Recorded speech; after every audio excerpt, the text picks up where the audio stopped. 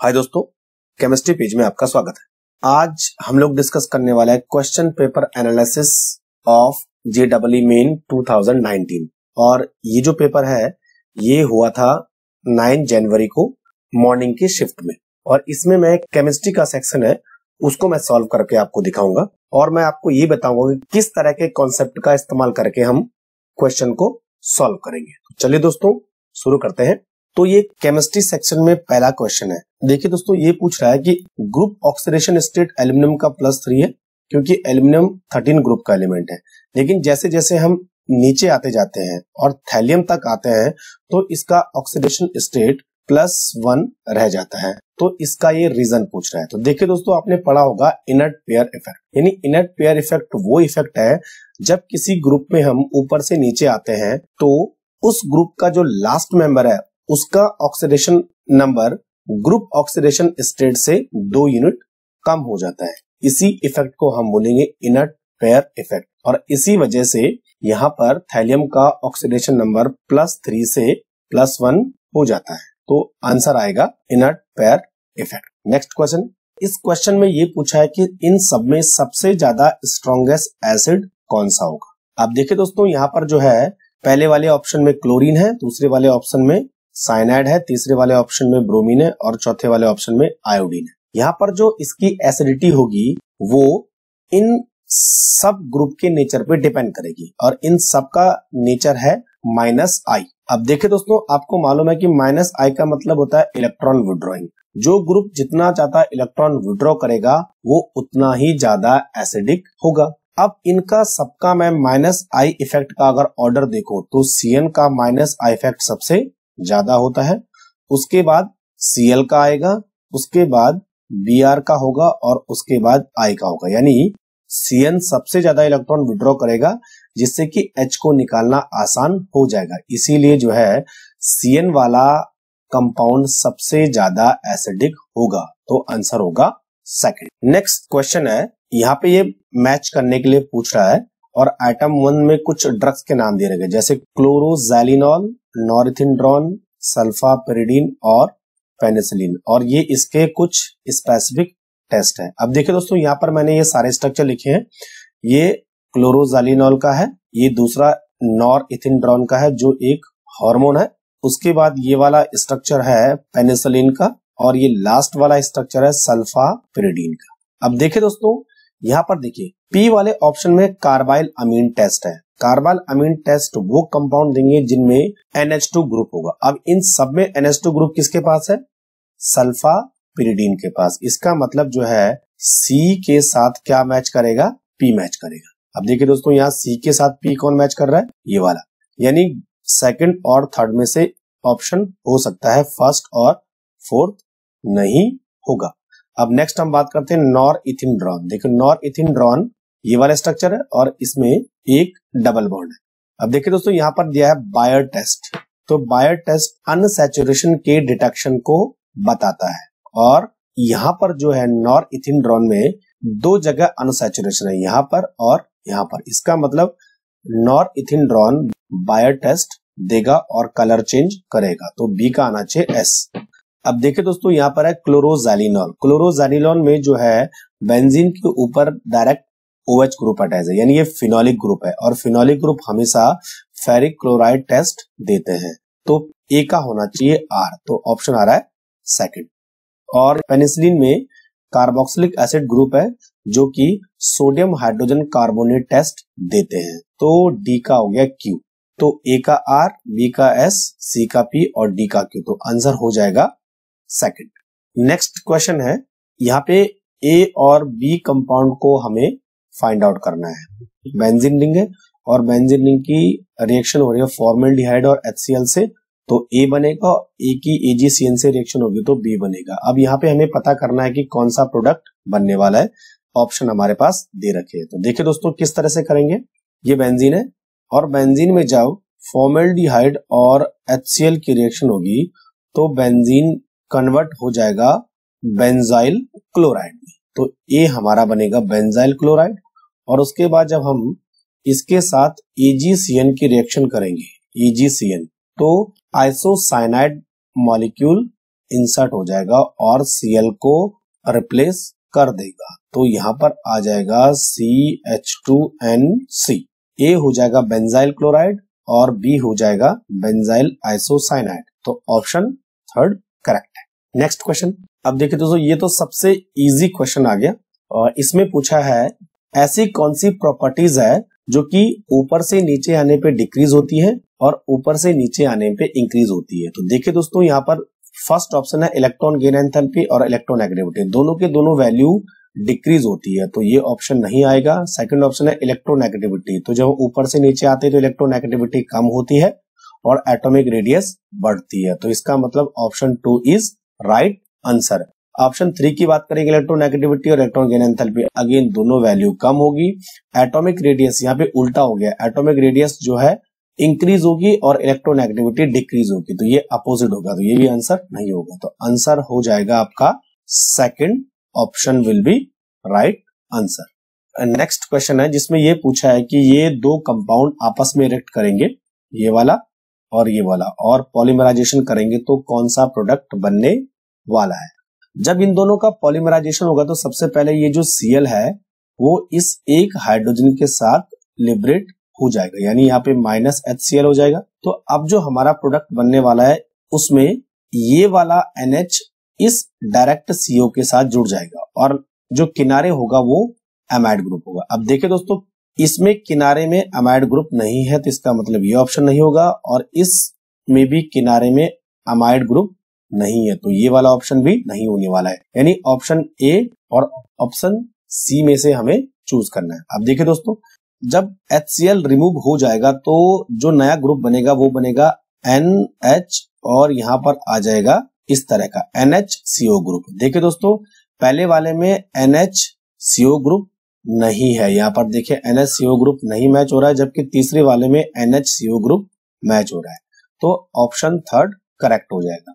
और दूसरा तरीका यह है, उसके बाद जब इसका फ्री रेडिकल पॉलीमराइजेशन होगा तो ये वाला बॉन्ड इधर चला जाएगा और इसके बाद यहाँ पे कोई एक बॉन्ड दूसरे कंपाउंड का एक्स्ट्रा आ जाएगा, तो यहाँ पर आना चाहिए आंसर, क्योंकि पहले वाले ऑप्शन में C डबल बॉन्ड O है, तो ये वाला ऑप्शन गलत हो जाएगा, तो आंसर होगा 3।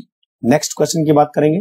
अब देखिए दोस्तों, यहाँ पर पूछा है कि इन सारे अमीनो एसिड में ग्लाइसिन, एस्पार्टिक एसिड, लाइसिन और आर्जिनिन में pKa का इंक्रीजिंग ऑर्डर क्या होगा। अब देखिए दोस्तों, pKa का मतलब होता है आपको बेसिक स्ट्रेंथ का पता करना है, क्योंकि Ka का मतलब होता है एसिडिक स्ट्रेंथ और Ka का जस्ट अपोजिट होता है pKa, तो आपको इनकी बेसिक स्ट्रेंथ का इंक्रीजिंग ऑर्डर पता करना। अब देखिए दोस्तों, वो अमीनो एसिड सबसे ज्यादा बेसिक होगा जिसके पास अमीनो ग्रुप सबसे ज्यादा होंगे। तो अगर इन सब ग्रुप की मैं बात करूं तो आर्जिनिन के पास अमीनो ग्रुप सबसे ज्यादा होते हैं। तो अगर मैं देखूं तो आर्जिनिन के पास 4 अमीनो ग्रुप होते हैं और 1 एसिड ग्रुप होता है, तो इसका मतलब ये सबसे ज्यादा बेसिक होना चाहिए।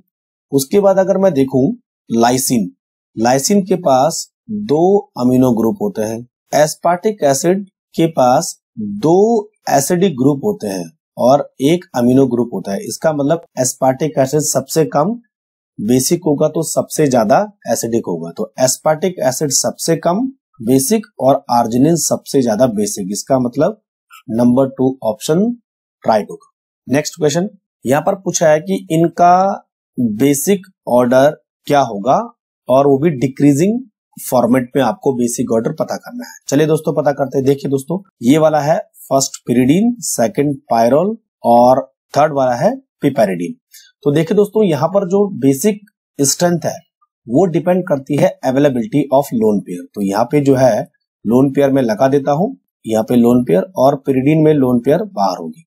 अब देखिए दोस्तों, अगर मैं पिरिडीन की बात करूं तो इसके लोन पेयर रेजोनेंस में हिस्सा नहीं ले रहे हैं, जबकि पिपेरिडीन के लोन पेयर भी रेजोनेंस नहीं कर रहे हैं, तो इन दोनों में रेजोनेंस नहीं हो रहा है और इनके लोन पेयर फ्री है। जबकि अगर मैं पायरोल की बात करूं, ये जो बीच वाला कंपाउंड है, तो इसके लोन पेयर रेजोनेंस करेंगे, तो इसका मतलब सबसे कम अवेलेबिलिटी पायरोल के लोन पेयर की होगी, तो इससे इसकी बेसिसिटी सबसे कम हो जाएगी, तो सबसे कम बेसिक होगा सेकंड। उसके बाद आ गया, अब देखिए दोस्तों, जो पिरिडीन है, पिरिडीन का नाइट्रोजन sp2 कार्बन से जुड़ा है, जबकि पिपेरिडीन का नाइट्रोजन sp3 कार्बन से जुड़ा है। sp2 कार्बन की इलेक्ट्रोनेगेटिविटी sp3 कार्बन से ज्यादा होती है, इसीलिए इसके लोन पेयर थोड़ा सा इस कार्बन की तरफ शिफ्ट होंगे तो वो पिपेरिडीन से कम अवेलेबल होंगे। तो इसका मतलब जो होगा, जो थर्ड वाला कंपाउंड होगा सबसे ज्यादा बेसिक होगा, उसके बाद फर्स्ट, उसके बाद सेकंड। तो थर्ड फर्स्ट सेकंड, यानी थर्ड फर्स्ट और सेकंड। तो ये फोर्थ वाला ऑप्शन डिक्रीजिंग बेसिसिटी का करेक्ट ऑर्डर है। नेक्स्ट क्वेश्चन यहाँ पे पूछा है कि पाइजो इलेक्ट्रिक मटेरियल में कौन सा सब्सटेंस यूज होता है। अब मैं आपको बता दूं कि पाइजो इलेक्ट्रिक मटेरियल वो सब्सटेंस होते हैं जिनमें डालने से इलेक्ट्रिसिटी जनरेट होती है। अगर आपको पता होगा तो उसका नाम है क्वार्ट्ज। क्वार्ट्ज वो मटेरियल होते हैं जो कि पाइजो इलेक्ट्रिक बिहेवियर शो करते हैं और इनका यूज सेंसर बनाने में होता है। नेक्स्ट क्वेश्चन है, इसमें पूछा है कि जो साइनाइड कंपाउंड है इन दोनों रिएजेंट की प्रेजेंस में कौन सा कंपाउंड बनाएगा। अब देखिए दोस्तों, साइनाइड जब डाई आइसोब्यूटाइल एल्युमिनियम हाइड्रोजन के साथ रिएक्ट करेगा तो कुछ इस तरह से कंपाउंड बन जाएगा। ये H और इसके साथ इस तरह से दो आइसोब्यूटाइल ग्रुप जुड़ जाएंगे और उसके बाद इसमें रीअरेंजमेंट होगा तो ये हाइड्रोजन इधर आएगा और ये बॉन्ड इधर शिफ्ट हो जाएगा। तो उसके बाद बनेगा RCH double bond N double bond Al और इसके साथ वो दोनों ग्रुप इस तरह से एडअप होंगे और यहाँ पर ये आ जाएगा प्लस चार्ज। उसके बाद अगर इसकी जब H2O से रिएक्शन होगी तो यहाँ पर बनने वाला है एल्डिहाइड, यानी आंसर हो जाएगा RCH। नेक्स्ट क्वेश्चन, इस क्वेश्चन में पूछा है कि इन एसिड का डिक्रीजिंग एसिडिक ऑर्डर क्या होगा। देखिए दोस्तों, यहाँ पर भी आपको इंडक्टिव इफेक्ट का यूज करके ये बताना है कि एसिडिक स्ट्रेंथ किस ऑर्डर में होगी। अब देखिए दोस्तों, यहाँ पर ग्रुप है फ्लोरीन, नाइट्रो, क्लोरीन और साइनाइड ग्रुप। ये सारे के सारे ग्रुप -I इफेक्ट शो करते हैं। अब देखिए दोस्तों, जो -I इफेक्ट होता है वो एसिडिटी को बढ़ा देता है। जितना ज्यादा -I इफेक्ट होगा एसिडिक स्ट्रेंथ उतनी ही ज्यादा होगी। तो अब इन सब ग्रुप के मैं -I ऑर्डर को लिख देता हूं। तो सबसे ज्यादा -I इफेक्ट करता है NO2, उसके बाद आता है CN, उसके बाद आता है फ्लोरीन और देन होता है Cl, यानी NO2 जिसके साथ जुड़ा होगा उसका एसिडिक स्ट्रेंथ सबसे ज्यादा होगा, then CN, then F, then Cl। तो अब बात करते हैं, देखो सेकंड ऑप्शन में NO2 सबसे पहले, CN बाद में, F थर्ड नंबर पे और Cl फोर्थ नंबर पे। तो आंसर हो जाएगा सेकंड।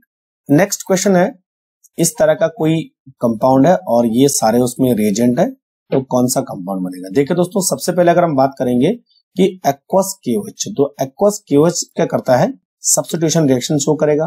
तो सब्स्टिट्यूशन में दो Br, एक Br ये है और एक Br ये है। मैं आपको बता दूं दोस्तों कि जो बेंजीन का Br है वो कभी भी सब्स्टिट्यूट नहीं होता है।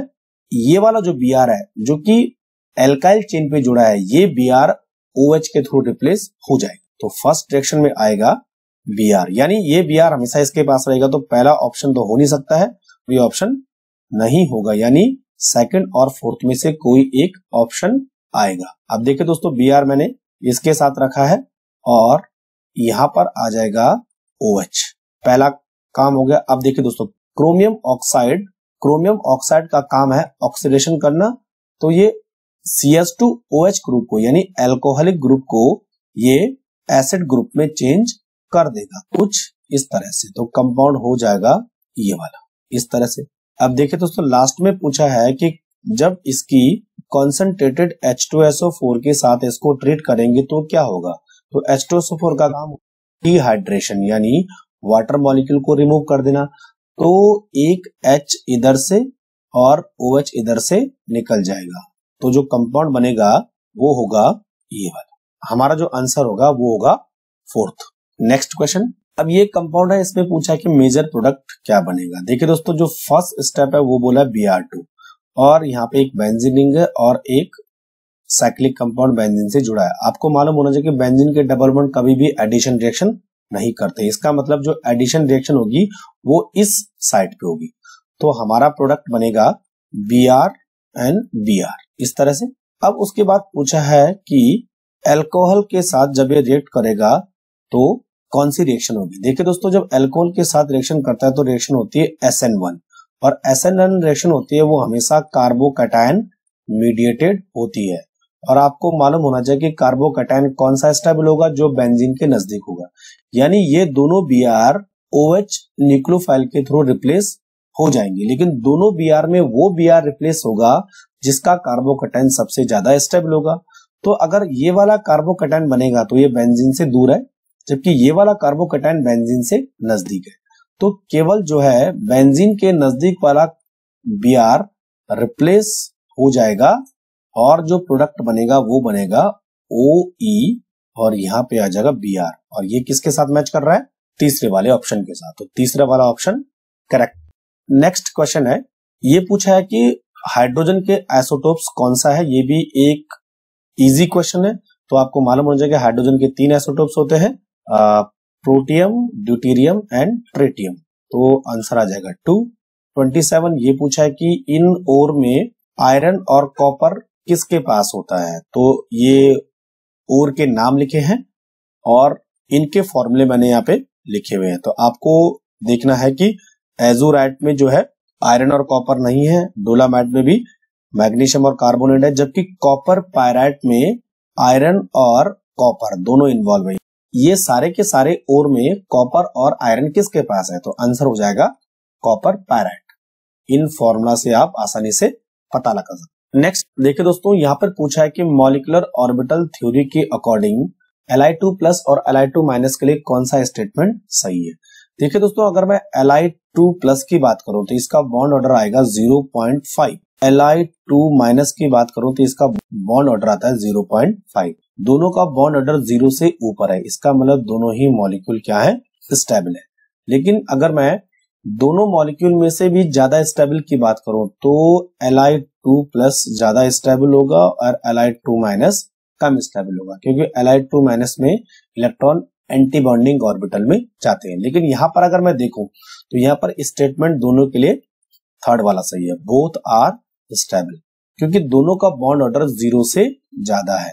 नेक्स्ट और लास्ट क्वेश्चन की बात करते हैं। यहाँ पे पूछ रहा है कि सिलिकॉन्स के रिगार्डिंग कौन सा स्टेटमेंट सही है। देखिए दोस्तों, सिलिकॉन्स जो होते हैं वो सिलिका के पॉलीमर होते हैं और इस पॉलीमर में इस तरह का स्ट्रक्चर बनता है, ये दिस इज कॉल्ड सिलिकॉन्स। अब देखिए दोस्तों, पहला वाला ऑप्शन देखिए, they are polymer with hydrophobic character. इसका मतलब ये वाला सही है, क्योंकि पॉलीमर भी है और हाइड्रोफोबिक है। हाइड्रोफोबिक इस एल्काइल ग्रुप की वजह से होती है, तो ये वाला ऑप्शन सही है। उसके बाद है दे आर बायोकम्पैटिबल।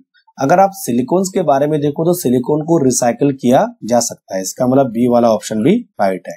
अब देखिए दोस्तों, इनका यूज पे पूछा है कि इनकी हाई थर्मल स्टेबिलिटी होती है और लो डाइलेक्ट्रिक स्ट्रेंथ होती है। तो इनका use as a insulating substance में होता है, जहां टेम्परेचर ज्यादा होता है वहां इनका यूज हम एज ए इंसुलेटर करते हैं। तो सी वाला ऑप्शन भी सही है। और लास्ट है usually they are resistance to oxidation and as a greases. तो यूज के बारे में है तो देखिए दोस्तों, ये इजिली ऑक्सीडाइज नहीं होते क्योंकि ये पॉलीमर है, तो इसका मतलब डी वाला ऑप्शन भी सही है। तो चारों ऑप्शन इसमें सही है, तो आंसर हो जाएगा 4, A, B, C and D। तो ये था दोस्तों पेपर एनालिसिस। आपको समझ में आ गया होगा किस तरह से हमें आंसर करने हैं और क्या कॉन्सेप्ट को इस्तेमाल करके हम के आंसर दे सकते हैं। अगर आपको वीडियो पसंद आया तो इसे शेयर कीजिए, लाइक कीजिए। अगर आपका कोई भी क्वेश्चन है तो आप मुझे कमेंट बॉक्स में लिख सकते हैं।